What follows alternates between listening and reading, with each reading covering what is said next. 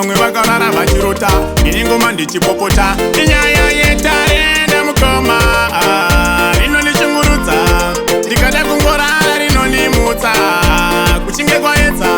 Inyaya yetare ndamukoma rinondishungurudza, kana ndikada kungorara rinondimutsa kuchinge kwaedza.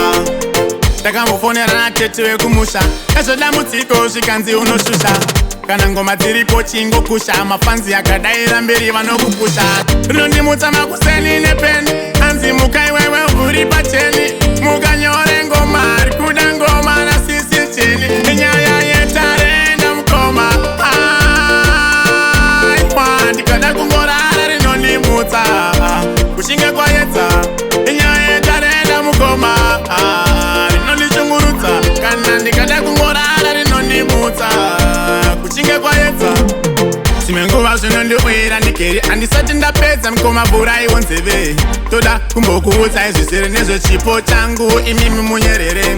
Pamwe pacho ndichisakura ndiri kumunda, pamwe pacho donzishinga iwe uchakunda, zvinhu zvacho zvariri gomora ndiri kuzuna ndaita sekomukoma. Inyaya yetare ndamukoma rinondishungurudza, ndikada kungorara rinondimutsa kuchinge kwaedza.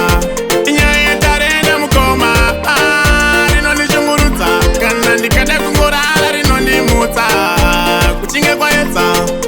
Ndakambofonera natete wekumusha, ezvodamutsiko zvikanzi unoshusha, kana ngoma dziripo chingokusha, mafanzi akadaira mberi vanokupusha. Rinondimutsa makuseni nepeni, anzi muka iwewe uri pacheni, mukanyore ngoma rikuda ngoma nasisi cheni. Inyaya yetare ndamukoma ndikada kungorara rinondimutsa kuchinge kwaedza. Inyaya yetare ndamukoma rinondishungurudza, kana ndikada kungorara rinondimutsa kuchinge kwaedza.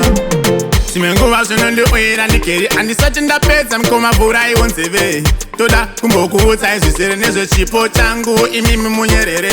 Pamwe pacho ndichisakura ndiri kumunda, pamwe pacho donzishinga iwe uchakunda, zvinhu zvacho zvariri gomora ndiri kusuna ndoita sekomukoma.